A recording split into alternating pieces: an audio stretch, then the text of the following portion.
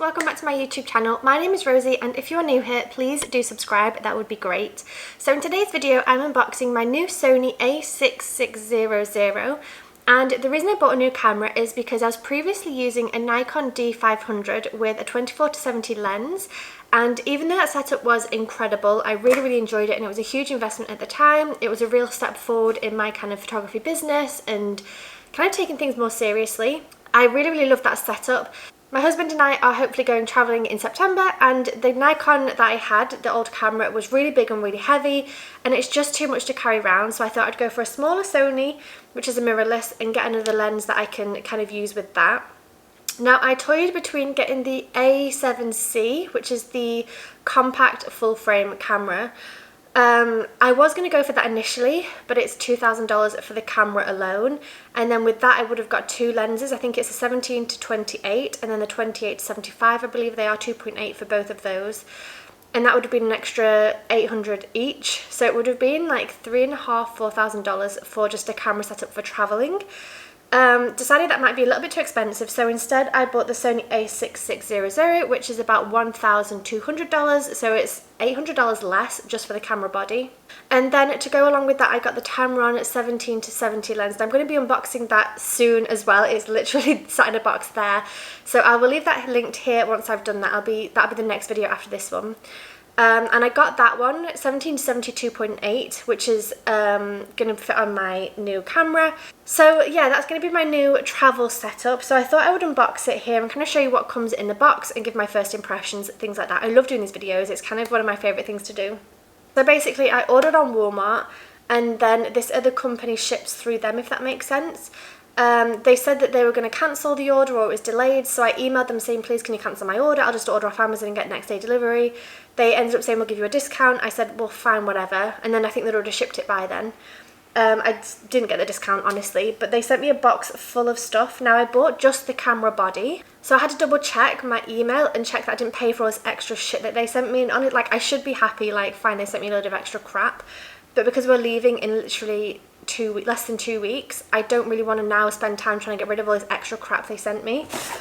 So I'll show you what they sent me. They sent me this box basically, and I'm going to show you all the crap first that I'm not going to use, and then I'll get into the camera. So the first thing they sent me is a big camera bag. Like, I'm never going to use this.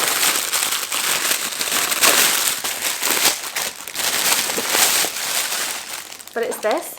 Black and green. It's deco gear, and it's got a camera strap. I don't even know what this is. Okay, horrendous, bright green inside. I'm not going to be using that. What is all this stuff? Is that a tripod? One second, what is this?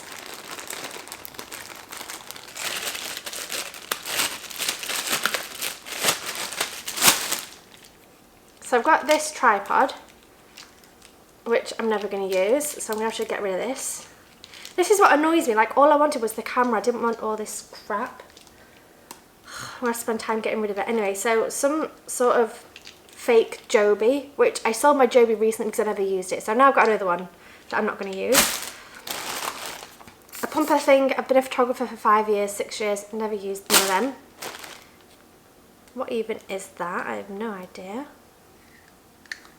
A brush. Okay, not going to use that.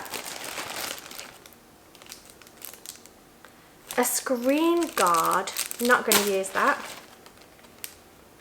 Memory card case. 6-in-1, might use that, I'll keep that out. Lens thing, might use that. A camera holder, no. Camera, lens and sensor cleaner, never going to use that. Oh, is that a USB? Like a USB card reader? I wish they hadn't bothered. Anyway, so all that shit, plus the camera bag strap, plus this to keep your camera bag dry. I'm now going to have to spend time selling all of that because I don't want it. so that's good. They also sent me a Lexar Professional 64GB memory card. They also sent me a shutter release, which actually I might use if that works, so that's probably handy. They also sent me a flash, Ultimax Digital, Universal Digital Slave Flash. I don't want a flash when I'm travelling, so I'm going to have to waste time getting rid of this. Yeah, I don't want that. So, good. I sound so moany in this video, don't I? I should be grateful, but I'm just really not. Like, any other time I would be happy getting all this crap, but because we're trying to sell things and get rid of things, it's just a waste of time for me. Okay. There's a deluxe starter kit. Again, cleaning fluid. It's got one of these again. It's got a card holder again. It's got an SD card thing. And I don't need that again. I don't need twice of that. They sent me a spare battery, which is probably fine. I bought some spare batteries. They're over there somewhere. So the spare battery I'm happy about. I love that.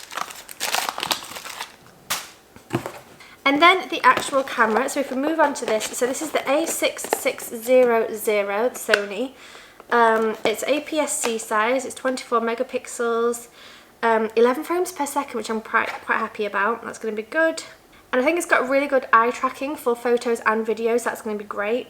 I also like the fact that it's like the camera that I'm using now, the Canon M50, it can film for 30 minutes. Whereas I think this one can film for as long as you've got battery memory, basically. So that's going to be awesome. So I'm going to put all this to one side. I don't want that. I might keep that and that and that, and also one of these. But the rest of it I don't want. So let's get into the camera.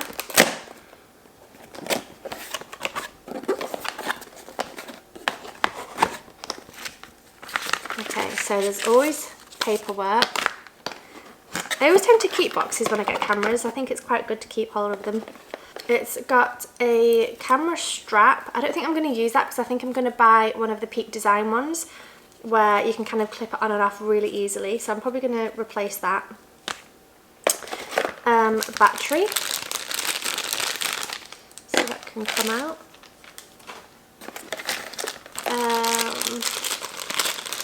That's going to be the charging plug. I think that's the eye thing, so I'll keep that in the bag for now. I guess that's for charging, I don't know.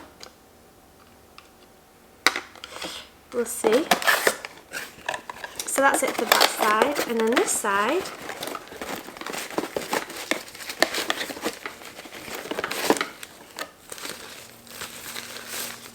here it is.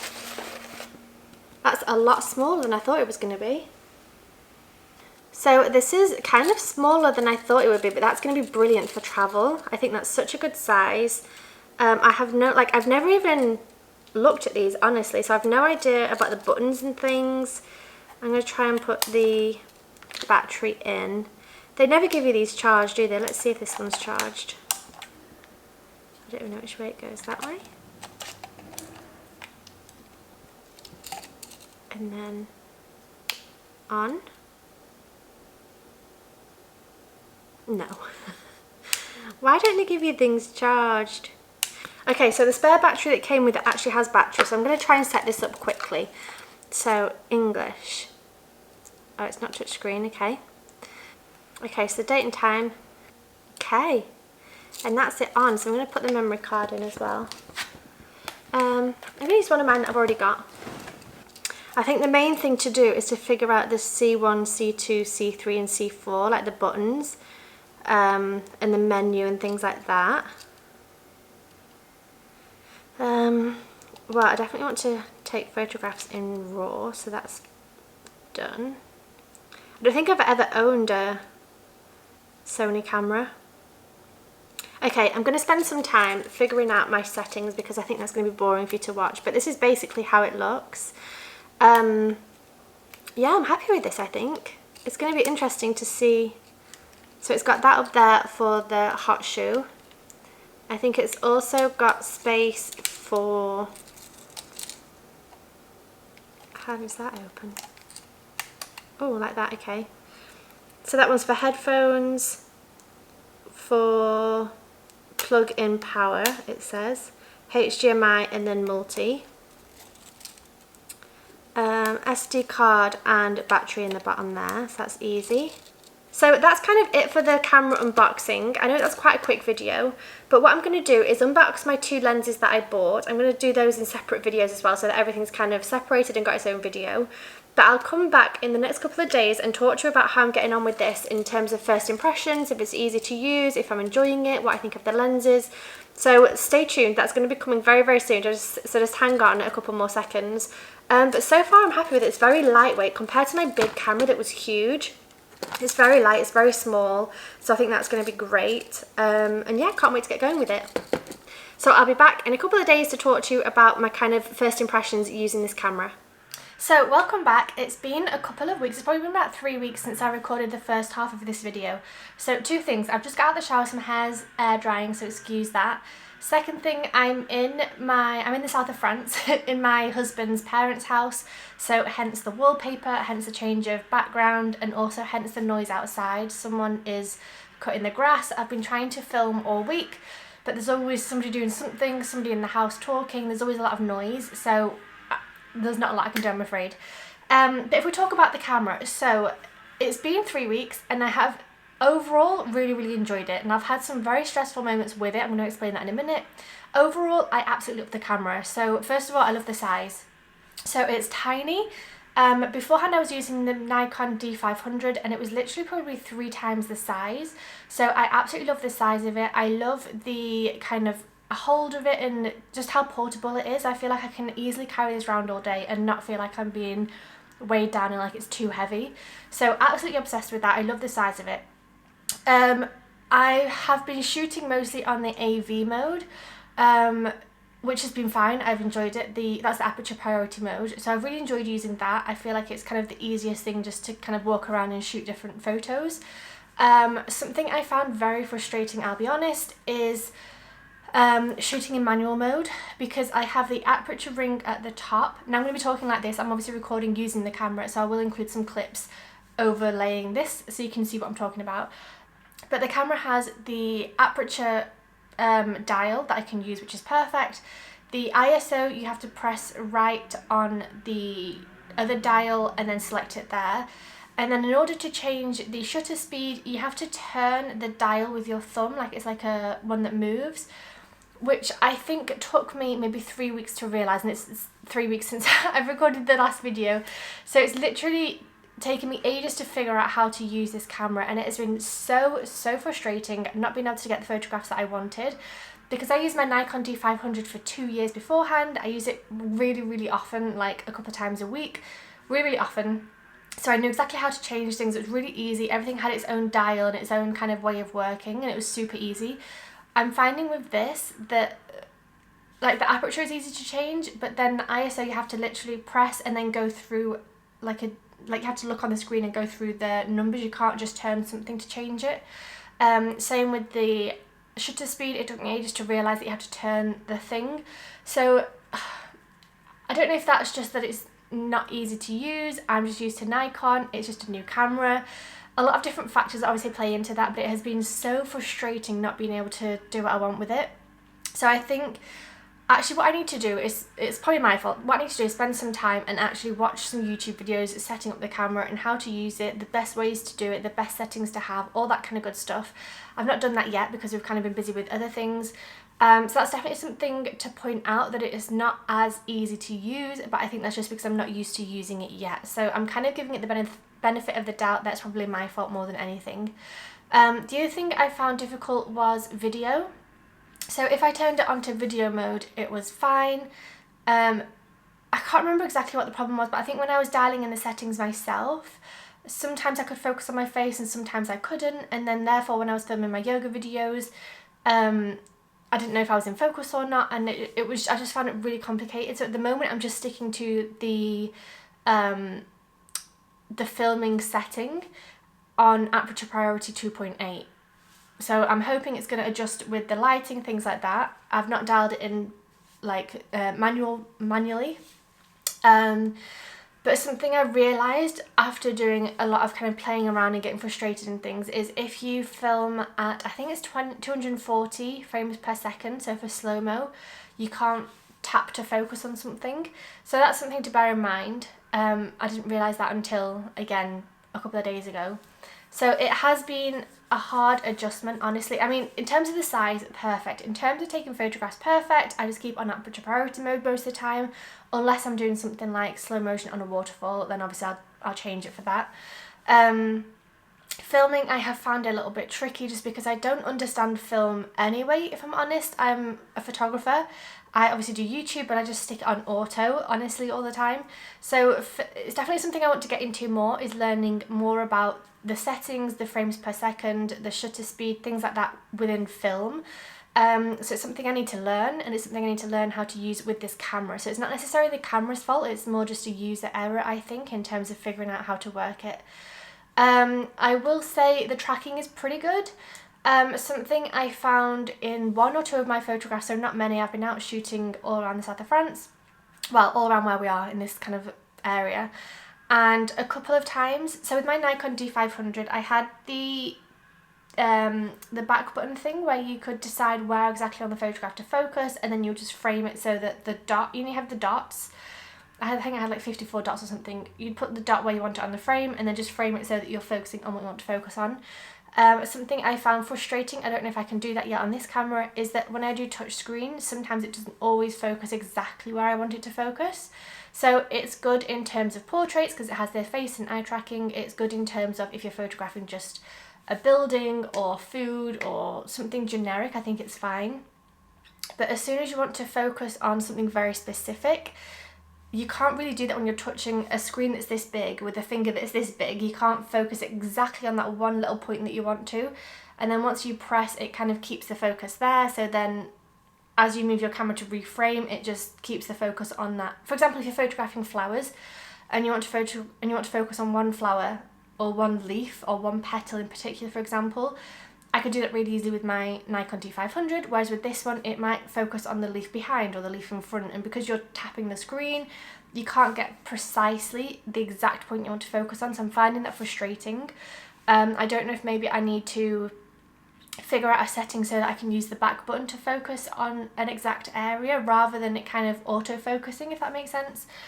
And I found a couple of times on some of my photographs that I was trying to focus on a building and have some leaves in the foreground blurry, but then I found that it focused on the leaves rather than the building. So just things like that where you press the screen in that general area, but then if you happen to focus on the leaves rather than the building, it can sometimes throw the image off. And also because you're looking at a screen that's this big, you kind of can't see as you're clicking through the photographs if it's in focus or not, so you don't want to have to zoom in and everything.